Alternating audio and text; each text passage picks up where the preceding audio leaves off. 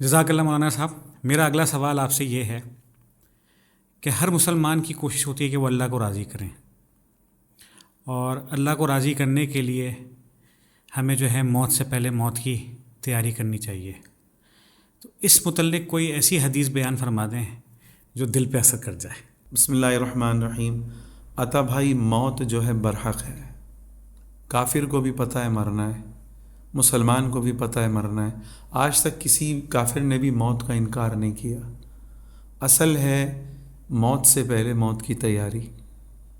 اب مسئلہ ہے کہ شیطان نے اس ہاتھ کو بڑی سختی سے پکڑا ہوا ہے، وہ ہمیں اللہ کی طرف جانے نہیں دیتا۔ کتنے ایسے لوگ ہیں انہیں سب پتہ ہے کہ یار مرنا ہے، سال میں جو عید کی نماز بمشکل پڑھتے ہیں۔ کتنے ایسے لاکھوں ہیں جن کو پتہ ہے جمعہ بمشکل پڑھتے ہیں۔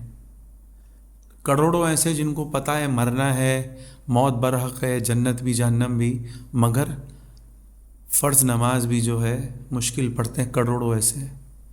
تو بات یہی ہے کہ اس کے لیے بھائی آم لینے کے لیے آم والے کے پاس جانا پڑتا ہے، خوشبو لینے کے لیے خوشبو والے کے پاس جانا پڑتا ہے۔ اللہ کو پانے کے لیے مولویوں کے پاس آنا پڑے گا، نیک لوگوں کی صحبت میں جانا پڑے گا، تب آپ کو اللہ ملے گا۔ گھر میں بیٹھ کے آپ بولو ہمیں اللہ مل جائے، ناممکن ہے۔ شاد و نادر کوئی ایسا کیس ہو کہ گھر میں بیٹھ کے آدمی کو اللہ مل گیا، پھر بھی اسے مولوی کی ضرورت پڑے گی۔ ارے جنت تک میں لوگوں کو مولویوں کی ضرورت پڑے گی۔ جب اللہ کا دیدار کر لیں گے، سب کر لیں گے، حدیث میں آتا پھر کہیں گے اب اللہ سے کیا مانگے، تو علماء کے بعد جائیں گے، وہ کہیں گے اللہ سے اللہ کی رضا مانگو۔ مولویوں کی تو ضرورت تو جنت میں بھی پڑے گی۔ جب اللہ سے اللہ کی رضا مل جائے گی نا، پھر اللہ کہے گا کہ اب میں نے جو ہے تمہیں ہمیشہ ہمیشہ کے لیے جنت دے دی۔ تو بات یہ ہے کہ پتہ سب کو ہے کہ مرنا ہے۔ اصل یہ ہے کہ ہم خود سوچیں کہ ہاں بھائی مجھے مرنا ہے، مراقبہ کریں کہ ایک دن میں قبر میں جاؤں گا، یہ سارا مال دولت سب میرے سے دور کر دیا جائے گا۔ ایک آدمی 30 سال کی عمر میں مر جاتا ہے، 40 سال میں مر جاتا ہے، اس کی اولاد 4 دن روئے گی، اس کے بعد ٹی وی کھل جائے گا۔ کتنے ایسے ہیں ہم نے دیکھا ہے، پہلے دن نہیں دوسرے دن ٹی وی کھلا ہوا ہے، سب بھول جاتے ہیں بھائی۔ اصل ہے آپ خود موت سے پہلے موت کی تیاری کی فکر کرو، باقی ساری قرآن کی حدیث یہاں سے سنیں گے، یہاں سے نکالتے ہیں۔ میں ایک حدیث ایک واقعہ سنا دیتا ہوں۔ ایک حدیث میں آتا ہے الکیس من دان نفسہ۔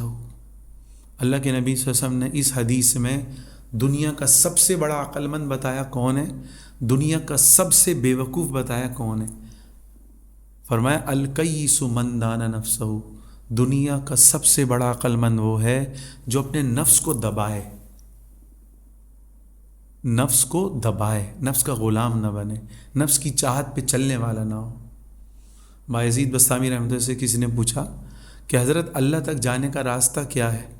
فرمایا دع نفسک و تعال، کہ تو نفس کو دبا لے، ایک قدم تو نفس پہ رکھ، تو اسی وقت دوسرے قدم پر اللہ کا ولی بن جائے۔ ہم نفس کو دبائیں تو صحیح، اور جو تھوڑا نفس کو دباتا ہے نا، اللہ تک پہنچنے کے راستے کھلنا شروع ہو جاتے ہیں۔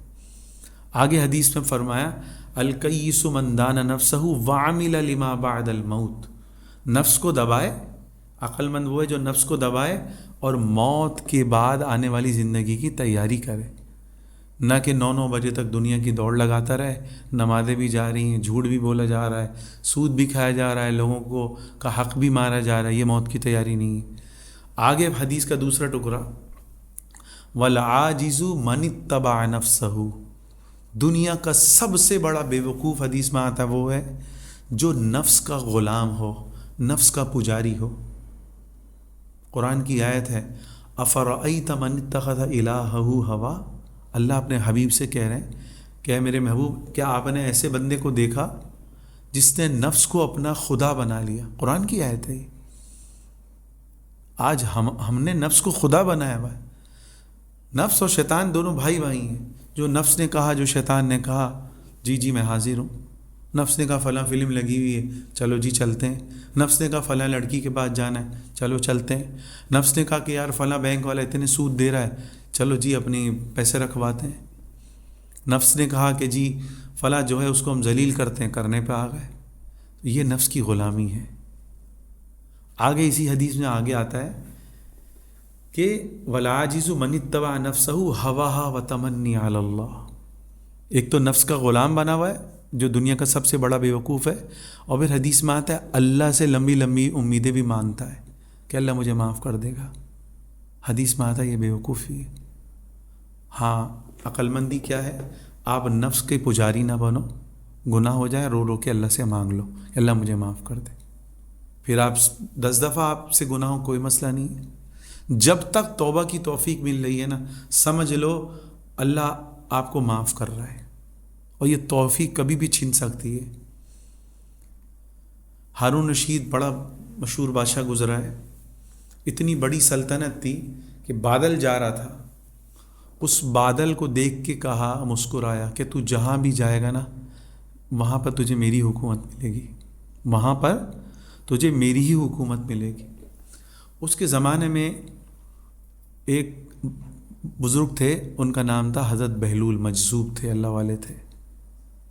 تو پتہ تھا سب کو، درباریوں کے بھی، ہارون رشید کے پاس آتے، نصیحت کرتے، نکل جاتے، کچھ لینا دینا نہیں کرتے. تو ہارون رشید بھی کہتا کہ نہیں یہ مخلص بندہ اللہ والا ہے، نصیحت کرتا ہے چلا جاتا ہے. ایک دفعہ ہارون رشید کے پاس حضرت بہلول آئے تو ہارون رشید نے اس کو چھڑی دی. اللہ کو ایک نظام چلانا ہوتا ہے نا، چھڑی دی اور کہا تمہیں اپنے سے بڑا کوئی بیوقوف ملے نا تو یہ اس کو دے دینا. کس کو دی چھڑی؟ ہارون رشید نے بہلول مجذوب کو. صحیح ہے. بہلول لے کے نکل گئے. اگلے دن آئے، ہارون رشید کو دو چھڑی پیش کی کہ حضرت یہ رکھے آپ. ہارون یوں تخت سے اٹھ گیا. آپ کا کہنے کا مطلب یہ ہے کہ دنیا میں سب سے بڑا بیوقوف میں ہی ہوں؟ بہلول نے کہا جی. تو ہارون رشید خاموش رہا، اس نے برداشت کیا کہ یہ اللہ والے آدمی ہیں. تو پھر کہا کہ کیا وجہ ہے کہ آپ مجھے بیوقوف سمجھتے ہیں؟ تو فرمایا کہ آپ کا دنیا کا، بہلول نے کہا اے ہارون، دنیا کا چھوٹا سا سفر ہوتا ہے، ایک شہر سے دوسرے شہر جانا ہوتا ہے، آپ کتنی تیاریاں کرتے ہو؟ اس نے کہا میں یہ کرتا ہوں، یہ کرتا ہوں، پھل سوٹ بھی رکھواتا ہوں، عطر بھی رکھواتا ہوں، لمبی تیاری ہوتی ہے، سواری کو کبھی انتخاب کرتا ہوں. بولا آخرت کا اتنا لمبا سفر ہے، اس کے لیے آپ نے کیا تیاری کی ہے؟ یہ کہہ کے اس کو سمجھا دیا. اور یہ حدیث اسی واقعے پہ فٹ ہوتی ہے کہ عقل مند وہ ہے جو موت سے پہلے موت کی تیاری کر لے اور آخرت کی دوڑ لگائے، نہ کہ صرف زبانی جمع خرچ کرے. دیکھیں ایک آدمی، آپ بلڈر کو لے لیں، میں جانتا ہوں، میں نام نہیں لوں گا، ایک بہت بڑا برانڈ ہے، 1200 فلیٹ ہے. 1200 فلیٹ کی اگر وہ زکوٰۃ نکالتا ہے ایک سال میں 35 یا پتہ نہیں کتنے فلیٹ بنتے ہیں زکوٰۃ میں. پیسہ ہے تو زکوٰۃ بھی تو دینی ہے نا، جان نکلے گی نا اس کی، موت آ جائے گی اس کے لیے 30 فلیٹ نکالنے میں. تو بھائی پیسہ مال فتنہ ہے، فتنہ. تو دعا کریں اللہ تعالیٰ ہمیں وہ مال دے جو دنیا میں آخرت کی تیاری کا ذریعہ بنے، نہ کہ آخرت کی بربادی کا ذریعہ بنے. اللہ تعالیٰ ہم سب کو عمل کرنے کی توفیق عطا فرمائے. آمین ثم آمین.